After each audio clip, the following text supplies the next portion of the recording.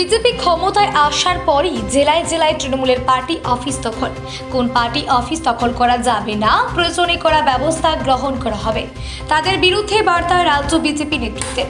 এবার এই পরিস্থিতিতে তৃণমূল নেতার বিরুদ্ধে মন্দিরে জায়গা দখল করে পার্টি অফিস তৈরি করার অভিযোগ ঘিরে চরম উত্তেজনা ছড়িয়ে পড়ল মালদহে।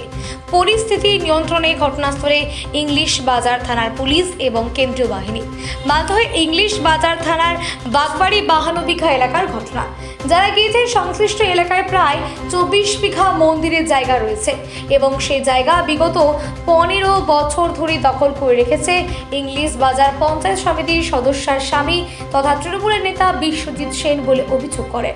সরকার পরিবর্তন হতেই আজ এলাকায় বিজেপির নেতা কর্মী এবং গ্রামবাসীরা সেই জায়গা দখল করতে চায়, আর যাকে ঘিরে চরম উত্তেজনা ছড়িয়ে পড়ে। খবর পেয়ে ঘটনাস্থলে পুলিশ এবং কেন্দ্রীয় বাহিনী পৌঁছায়, তারা গিয়ে পরিস্থিতি নিয়ন্ত্রণে আনে। আমাদের থাকার যেটুকু জায়গা ছিল সেটুকু আরো খারাপ করে চলে গেল।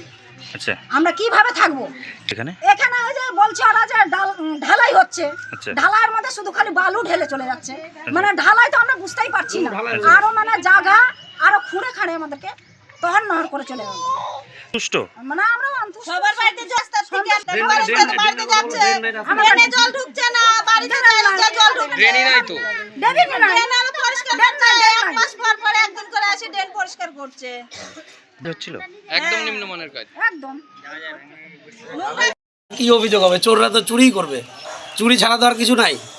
আজকে এই রাস্তাটা ওখানে দেখেন যে 2,22,032 টাকা না, 22,032 টাকা 7 পয়সা রিপেয়ারিংয়ের জন্য বরাদ্দ করেছিল। এবার কাজটা হওয়ার কথা ছিল 28/2/2007 এই চলতি বছর, এই 2026-এ। তো কাজটা তো স্টার্ট করেইনি, ভোটের আগে প্রতিশ্রুতি দিয়ে টিয়ে চলে গেছিলো। আজকে এসে একদম জায়গা জায়গা কিছু ছোট ছোট গর্তগুলোকে থুতু দিয়ে যেরকম ছাতু ছানে ঠিক সেই ধরনের করছে। আর এরা তো চোরই, তো চোরদের কাছে আর কী আশা করা যাবে? আর সবচেয়ে বেশি দুর্নীতি আমাদের 1 নম্বর ওয়ার্ডেই হয়েছে। কোনো জায়গায় ঠিক কাজ হয়নি, শুধু দুর্নীতি ছাড়া কিচ্ছু হয়নি। আপনি ওয়ার্ড ঘুরে একদম ভালোভাবে দেখতে পারেন, প্রত্যেক জায়গায় দুর্নীতি, কোনো জায়গাতে ভালো মতো কাজ হয়নি। নাম আপনার? সুব্রত বিশ্বাস। তার উপরে কেন এরকম হচ্ছে, ব্যাপারটা কি? আজকে আমাদের এটা ওল্ড মালদা পৌরসভার 1 নম্বর ওয়ার্ডের দত্তপাড়া। এটা দত্তপাড়া, এখানে দেখতে পাওয়া যাচ্ছে যে 2,22,032 টাকা 7 পয়সা একটা পথসাথীর প্রকল্প। পথসাথীর প্রকল্পটা ছিল যে এইখান থেকে ওই অবধি 130 মিটার রাস্তা 8 ফিট করে ঢালাই হবে। তা আমরা সেটাই জানি, ডেট আছে এখানে ফেব্রুয়ারি মাসের 28 তারিখ থেকে শুরু হবে কাজ। আজকে মে মাস হয়ে গেল, তবুও কাজ হয় না। যেহেতু বিজেপি সরকার এসছে, এবার এরা এই বিলটা হয়তো স্যাংশন করতে পারেনি। এবার এদের পিঠ বাঁচানোর একটা বিষয় আছে, নাহলে এরা বিলটা পাবে না। সেই জন্য আজকে ওরা কী করেছে, যেই সব জায়গাগুলো ফাটা আছে সেই জায়গাগুলোকে আস্তে আস্তে মাটিগুলোকে সরিয়েছে, কোথাও ভেঙে দিয়েছে, খুঁড়ে দিয়েছে, দিয়ে সেখানে অল্প পরিমাণে একদম নিম্ন কোয়ালিটির সিমেন্ট আর বালু দিয়ে কোনো রকম ওরা জল দিয়ে জায়গাগুলোকে ছাপিয়ে রেখেছে, যাতে ছবি তুলে ওরা সেইটার জন্য বিল স্যাংশন করতে পারে। এই জন্য আমরা সবাই একসাথে একত্রিত হয়েছি। আমরা এই ধরনের কাজ চাই না। যে কাজ স্যাংশন হয়েছে আমরা সেই কাজ চাই।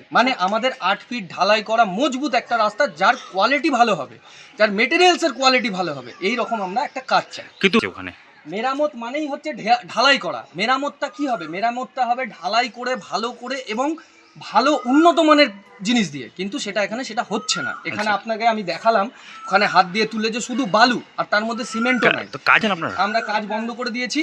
আমরা এখানে অপেক্ষা করছি কতক্ষণে চেয়ারম্যান বা কাউন্সিলর বা যে এখানকার কন্ট্রাক্টরটা নিয়েছে সে কতক্ষণে আসবে, এবং তাকে আমরা আমাদের অভিযোগগুলো জানাবো। এরকম না হলে আগামী দিনে আমরা এই কাজ হতে দিব না। এই কাজ এরকমভাবে থাকবে। আর আমরা আশাবাদী যে আমাদের যে বিজেপি সরকার এসছে, সেই সরকারের আমরা দৃষ্টি আকর্ষণ করতে পারবো, এবং সেই সরকারের পক্ষ থেকে কেউ আসবে, এসে নিয়ে আমাদের কথাগুলো শুনবে, এবং আমাদের যে মত, আমরা যেটা চাই সেটা আমরা পাবো। কোন এলাকাটা এটা? এটা ওল্ড মালদার 1 নম্বর ওয়ার্ডের দত্তপাড়া।